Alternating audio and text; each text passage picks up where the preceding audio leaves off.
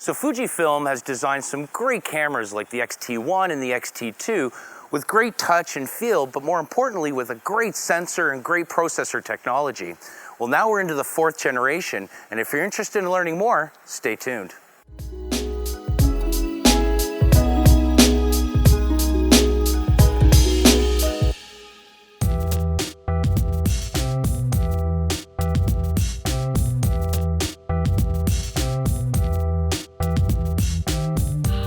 So I'm Jerry of the Fuji Guys, and today I've got the new X-T3. The design is very similar to the X-T2, button placement, dials, what you're used to seeing with the Fuji system. We have 2 color choices. We have the black finish that you're quite used to, and we have this new silver color. The silver color is very similar to the X100 series. I love the color, it's really nice. You can buy it in either body only, or you can get them with a kit with the 18-55 2.8 f4 lens, which is a fantastic lens.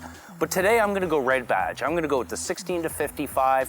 I'm gonna have the 8-16 with me today and the 50-140, and we're gonna put it through a couple of its paces today. So being that it was designed very similar to the X-T2, it has the same weather sealing points as well. So it's a weather sealed camera that you can take pretty much anywhere. So the X-T3 is equipped with the 26 megapixel X-Trans 4 sensor. It's a BSI backside illuminated CMOS sensor that is equipped with 425 autofocus points that are actually all phase detection. So it covers the entire surface of your sensor. So with that new sensor, it has a new low base ISO of only 160.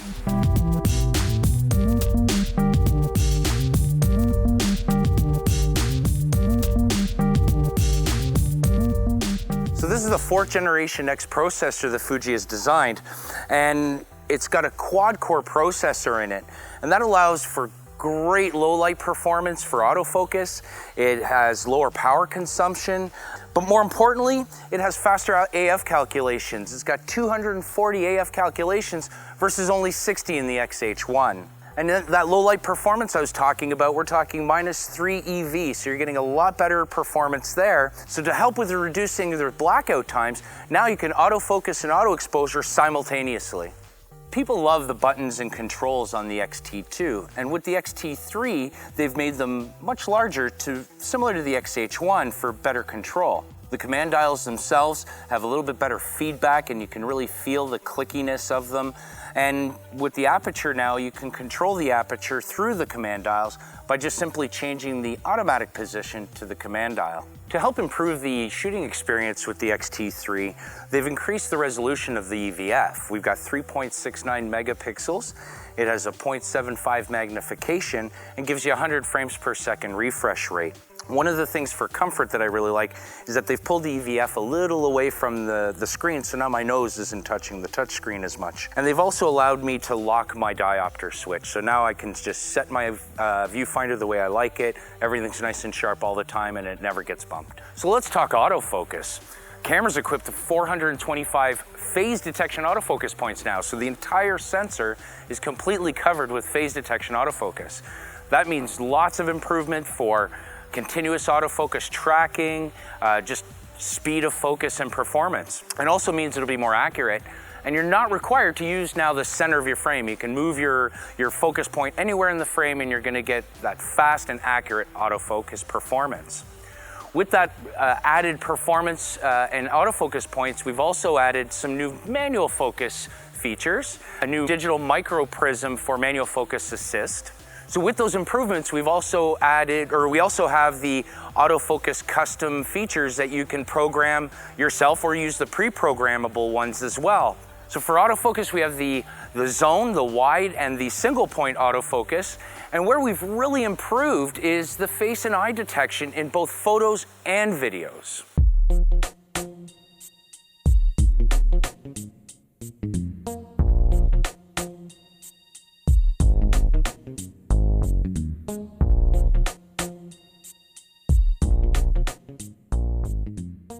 So the X-T3 is equipped with a 3-way tilt screen, very similar to the XH1 and the X-T2, but it's got a 1.04 million dot LCD. So it's got touch functions and has 4 customizable touch functions as well.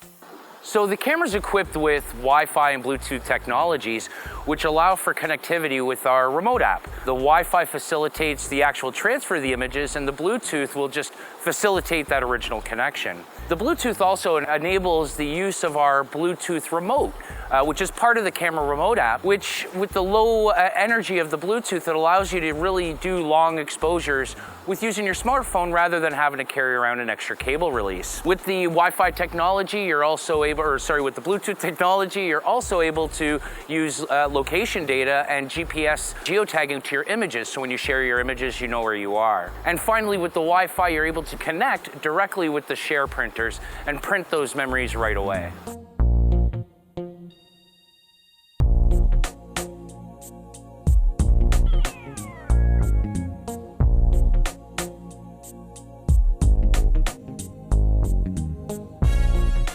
So I've just switched to the 8-16 2.8 lens.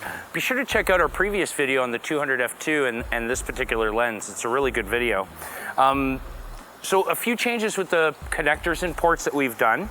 So under the door, we have the mic at the top, and below that we actually have a headphone jack. So we've added a headphone jack to the body, so no longer need the grip. And you have the USB-C connector and an HDMI port as well. On the other side, we move the remote release cable or the remote release plug onto the other side where the card readers are. And speaking of the card readers, it takes two UHS-2 cards as well. And of course, our battery, which uses the NP126S battery as well. So due to the efficiency of the processor and the sensor, we're able to get a few more shots per charge, which is really nice. So for sports shooting, we've added a crop feature that allows us to, it's a sports finder mode. So it basically allows you to predict what your subject is going to be doing. In conjunction with the electronic shutter, we're able to shoot up to 30 frames per second. So we've added also the chrome effect that you can attach to any of your images, similar to what you see in the GFX, for example. We've also added warming and cooling filters for acros and monochrome images as well. So for white balance, sometimes our white balance might shift throughout the day, but we want to lock that white balance. So now we're able to use the auto white balance and actually lock it for that entire duration of that, either the video shoot or for still images as well.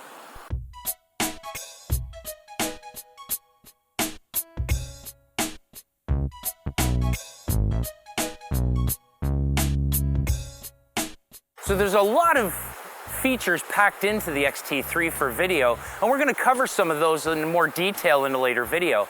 But here's some more of the top features that you might be interested in, including 4K DCI.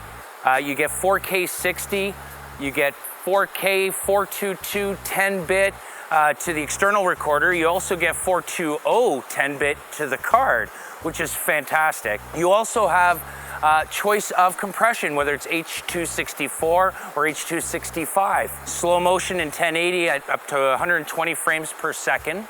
You also get zebra for your highlight warnings, and time code too, so that you can synchronize everything very easily. So with DR400 now, you get up to 12 stops of dynamic range at 640 ISO. So with F-Log, you get 422 10-bit to the external recorder, up to 400 megabits per second. You can select the appropriate bit rate you need.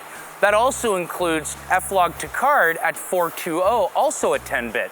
And the bit rate has been improved, and you have choice up to 400 megabits per second, all intra. With all the new improvements of the sensor, we've also improved the autofocus with the face and eye tracking as well. And one of my favorite features is the film simulation. And we have Eterna as well in this camera. So with 4K 60, you can shoot up to 30 minutes without interruptions, without the battery grip. So that's a big improvement. If you're using two memory cards, it will seamlessly switch from the first card to the second card as the first card fills up. So no interruptions.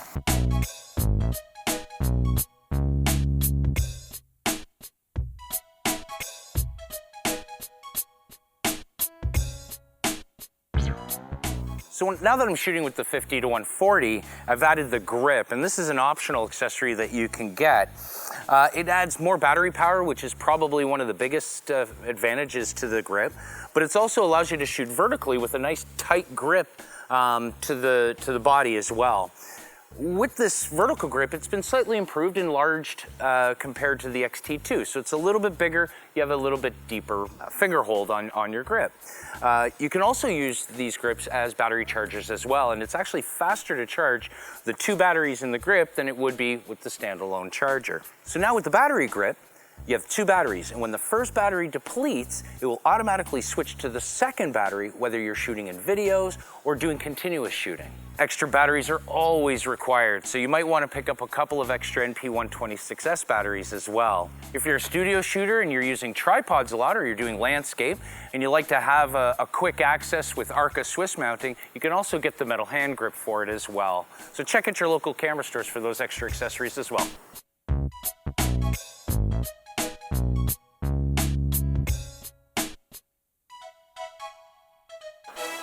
So I hope you enjoyed the video. Be sure to hit the notification bell. Be sure to follow us on Twitter and on Instagram. And until next time, I'm Jerry the Fuji Guys.